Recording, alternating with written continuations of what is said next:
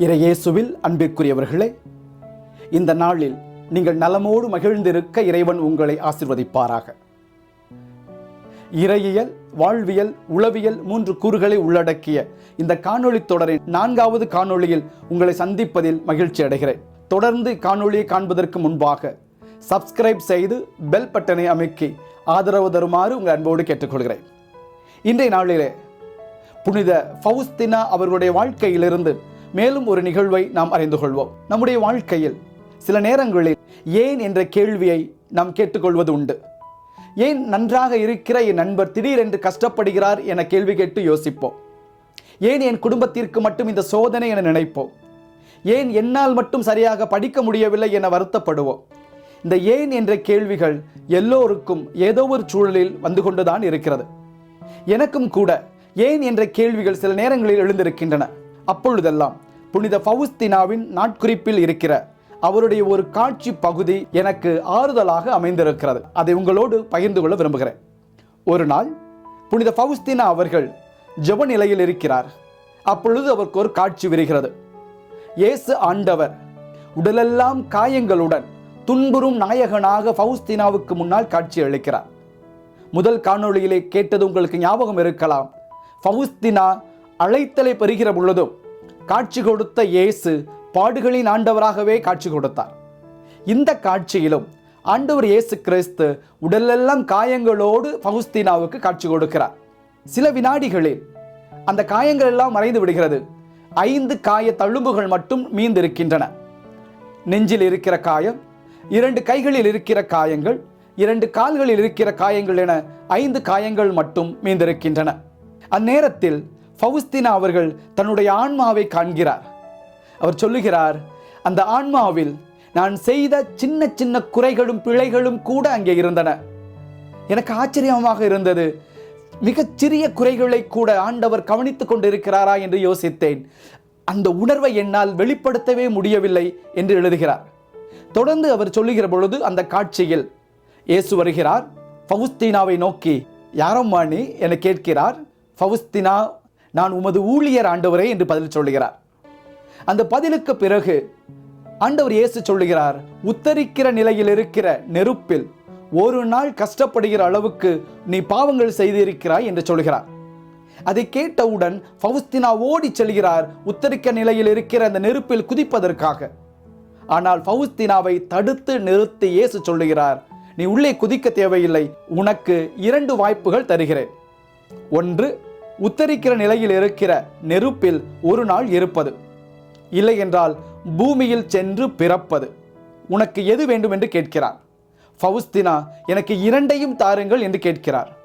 ஆனால் இயேசு, உனக்கு 1 போதும் என்று சொல்லிவிட்டு, நீ பூமியில் பிறக்கப் போகிறாய், மிக அதிகமாக துன்புறுவாய், அதை மறந்து விடாதே.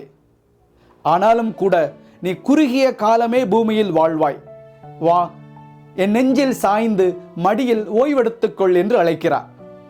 அருகில் ஃபவுஸ்தினா செல்லுகிற பொழுது இயேசு சொல்லுகிறார், உனக்கு தேவையான ஆற்றலும் வல்லமையும் இங்கிருந்தே உனக்கு கிடைக்கும். பூவுலகில் நீ அதிகமாக கஷ்டப்படுகிற பொழுது உனக்கு தேவையான ஆறுதலும் அன்பும் பாதுகாப்பும் மற்றவர்களிடமிருந்து கிடைக்காது, இங்கிருந்துதான் உனக்கு கிடைக்கும். நீ அதிகம் துன்புறுவாய்தான், ஆனால் மறந்து விடாதே, நான் உன்னோடு எந்நாளும் இருக்கிறேன் என்று சொல்கிறார். அத்துடன் அந்த காட்சி நிறைவடைகிறது. அன்புக்குரியவர்களே, இந்த காட்சி பகுதியை நான் ஃபவுஸ்தினாவின் நாட்குறிப்பேட்டில் வாசித்த பொழுது ஒரு காட்சியோடு காட்சியாக நான் பார்த்தேனே ஒழிய அதீதமாக அதை ஆழ்ந்து என்னால் சிந்திக்க முடியவில்லை.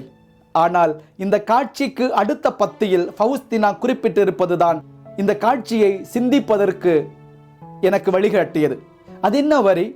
ஃபவுஸ்தினா எழுதுகிறார், ஓர் ஆன்மாவை தூய்மைப்படுத்த தனக்கு பிடித்தமான ஏதாவது ஒரு வழிமுறையை ஆண்டவர் கையாளுகிறார் என்று எழுதுகிறார்.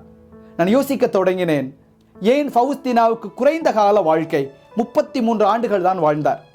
ஏன் ஃபவுஸ்தினாவுக்கு மிக துயரம் தோய்ந்த வாழ்க்கை என்று ஃபவுஸ்தினாவை சொல்லுகிறாரே? ஒரு ஆன்மாவை தூய்மைப்படுத்த தனக்கு பிடித்தமான ஏதாவது ஒரு வழிமுறையை ஆண்டவர் கையாண்டு கொள்கிறார். நாம் நினைக்கலாம், ஏன் ஒரு ஆன்மாவை தூய்மைப்படுத்த துன்பம்தான் வழிமுறையா? துன்பத்தை தவிர வேறு வழியே இல்லையா?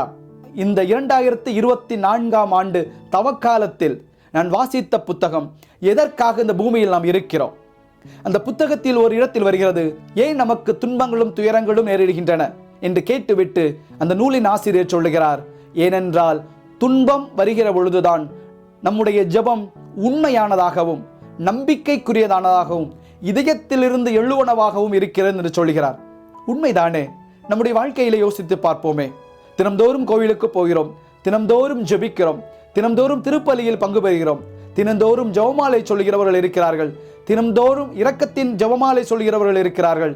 நன்றாக யோசித்து பாருங்கள், தினம்தோறும் நாம் ஜெபம் செய்தாலும் எப்பொழுது நம்முடைய ஜெபம் உண்மையான ஜெபமாக, நம்பிக்கைக்குரிய ஜெபமாக, இதயத்திலிருந்து எழுகிற ஜெபமாக இருக்கிறது?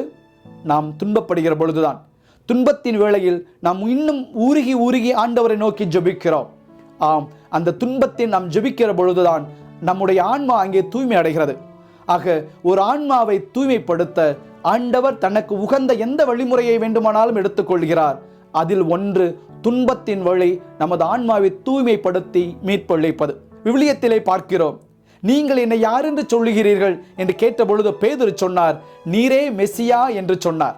ஆனால் அதே பேதுரு இயேசுவை சிலுவையில் அறைய இழுத்து சென்ற பொழுது தப்பித்து ஓடினார், இயேசுவை மறுதளித்தார். அந்த மறுதளித்த பேதுரு எப்பொழுது மீண்டும் இயேசுவின் உறுதியான சீடராக வந்தார்? இயேசு அவரை நோக்கி கேட்டாரே, நீ என்னை அன்பு செய்கிறாயா? முதல் முறை இயேசு கேட்ட பொழுது பேதுரு, ஆம் ஆண்டவரே, உமக்கு தெரியுமே என்று சாதாரணமாக சொல்லிவிட்டார். ஆனால் 3 முறை மீண்டும் மீண்டும் நீ என்னை அன்பு செய்கிறாயா என கேட்ட பொழுதுதான் பேதுரு உள்ளம் குத்துண்டவராக, ஆண்டவரே உமக்கு தெரியுமே என சொல்லி அழுகிறார், மனமாற்றம் கொள்கிறார். அன்புக்குரியவர்களே, துன்பத்தின் வழி ஒரு ஆன்மா அங்கே தூய்மை அடைகிறது. அன்புக்குரியவர்களே, உளவியலில் நம்முடைய குணநலன்களை நாம் எவ்வாறு பக்குவப்படுத்துகிறோம் என்ற கோட்பாடுகளில் ஒன்று ஸ்கின்னர் என்ற உளவியலாளர் சொன்னது ஓப்பரண்ட் கண்டிஷனிங் என்று சொல்கிறார். அதாவது நம் குடும்பத்திலே நாம் பார்ப்பதுதான், ஒருவருடைய குணநலனை நல்ல வழியில் கொண்டு வருவதற்கு என்னவெல்லாம் செய்கிறோம். நன்றாக படித்தால் உனக்கு ஆடை வாங்கி தருகிறோம் என்று சொல்கிறோமே, அது நேர்மறையான ஊக்கப்படுத்துதல்.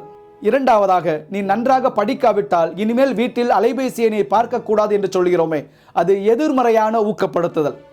இரண்டிலுமே நல்லதுதான் இலக்கு. நம்முடைய வாழ்க்கையிலும் நாம் நன்றாக இருக்க வேண்டும் என்பதற்காக இயேசு இரண்டையுமே செய்கிறார். நாம் நன்றாக ஜெபித்து நல்ல பிள்ளைகளாக வாழ்கிற பொழுது அதற்குரிய ஆசீர்வாதத்தை கொடுக்கிறார். ஒருவேளை நாம் நல்லவர்களாக தூய வாழ்வு வாழாமல் அவரை விட்டு விலகிச் செல்கிற பொழுது, புரணி பேசுகிற பொழுது, அடுத்தவர்களுக்கு எதிராக கதை இழக்கிற பொழுது, நம்மை நல்ல வழிக்கு திருப்புவதற்காக நமக்கு சில கஷ்டங்களையும் அங்கே கொடுக்கிறார். அந்த கஷ்டங்கள் நம் ஆன்மாவை தூய்மைப்படுத்த கடவுள் நமக்கு தரும் ஒரு படிப்பினை, ஒரு தேர்வு. புனித ஃபவுஸ்தினா அவருடைய ஆன்மாவை தூய்மைப்படுத்திக் கொள்ள ஆண்டவர் அவருக்கு குறுகிய வாழ்வையும் நோயையும் கொடுத்தார். ஆனால் ஃபவுஸ்தினா ஆண்டவரோடு உடனிருந்து புனிதரானார். பேதுரு தான் செய்த பிழையிலிருந்து மனம் மாறி இயேசுவை முழுமையாக அன்பு செய்து கொள்ள ஆண்டவர் நேரடியாக உரையாடி பேதுருவை கண்ணீர் சிந்த வைத்தார். அங்கே பேதுருவுக்கு மனமாற்றம் கிடைத்தது. நம்முடைய வாழ்க்கையிலும் நம்முடைய ஆன்மா தூய்மை அடைய ஆண்டவர் நமக்கும் ஏதோ ஒரு வழியில் கஷ்டங்களை தரலாம். ஏனென்றால் இந்த ஆன்மாவை தூய்மைப்படுத்த தனக்கு பிடித்த ஏதோ ஒன்றை ஆண்டவர் செய்கிறார். நமது வாழ்க்கையில் கஷ்டங்கள் இருக்கிறதா? வருத்தப்படுகிறோமா? ஏன் இது நடக்கிறது என்று தெரியாமல் தவிக்கிறோமா? இதை மனதில் வைத்துக் கொள்வோம். இந்த ஆன்மாவை தூய்மைப்படுத்த ஆண்டவர் தனக்கு உகந்த ஏதோ ஒன்றை செய்கிறார். துன்பத்தின் வழியாகவும் அது நடக்கலாம். ஃபவுஸ்தினாவும் புனித பேதுருவும் அதை நம்பினார்கள், ஏற்றுக்கொண்டார்கள், தங்களை மாற்றினார்கள். அங்கே மீட்பு அவர்களுக்கு கிடைத்தது. நாமும் மீட்படைவோம். இந்த நாளில் இறைவன் நலமோடு மகிழ்ந்திருக்க உங்களை ஆசீர்வதிப்பாராக. God bless you.